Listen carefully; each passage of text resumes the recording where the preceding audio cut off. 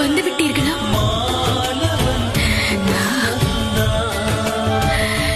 இவ்வளவு தாமதமாகவா வருவது? நான் அன்றே உங்களோடு வர தயாராக இருந்தேன் தேவி. நீங்கள் தான் கூறினீர்கள் என் கடமையை முடித்து குறிக்கோளை நிறைவு செய்து வர வேண்டும் என்று. தாங்கள் இல்லாமல் இந்த வைகுண்டமே வைகுண்டமாக இல்லை. இப்பொழுதுதான் வந்துவிட்டேனே, இன்னும் உன் முகத்தில் மகிழ்ச்சி இல்லையே. நீங்கள் தான் கூறினீர்கள் ஒவ்வொரு முறையும் உங்களை தனியாக விட்டு விடுகிறேன் என்று. ஆனால் இந்த அவதாரத்தில் நீங்கள் என்னோடு இருந்தீர்கள். இந்த அவதாரத்தில் எனக்கு உதவ வைகுண்டமே என்னோடு வரும். தாங்களோ என்னுடைய நிழல்.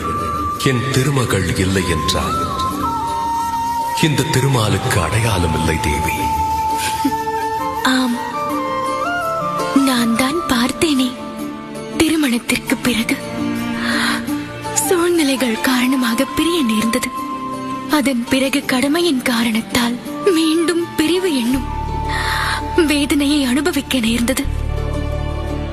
அதுதான் நம் விதி தேவி. வைகுண்டமோ அல்லது பூமியோ, நம்முடைய குறிக்கோளை நிறைவேற்றிக் கொள்ள, நாம் நினைத்த இலக்கை அடைய ஒருவரை விட்டு ஒருவர் பிரிந்தே ஆக வேண்டும். இந்த உலகிற்காக அந்த வலியை அனுபவித்தோம். முதன்முறையாக இந்த உலகை வன்முறையிலிருந்து விடுவிக்க, இரண்டாவது முறை இவ்வுலகிற்கு பெண்ணின் முக்கியத்துவத்தை புரிய வைக்க, நம்முடைய கடமையை நிறைவேற்ற தாங்கள் இந்த திருமாலுக்கு உதவி செய்தீர்கள் தேவி.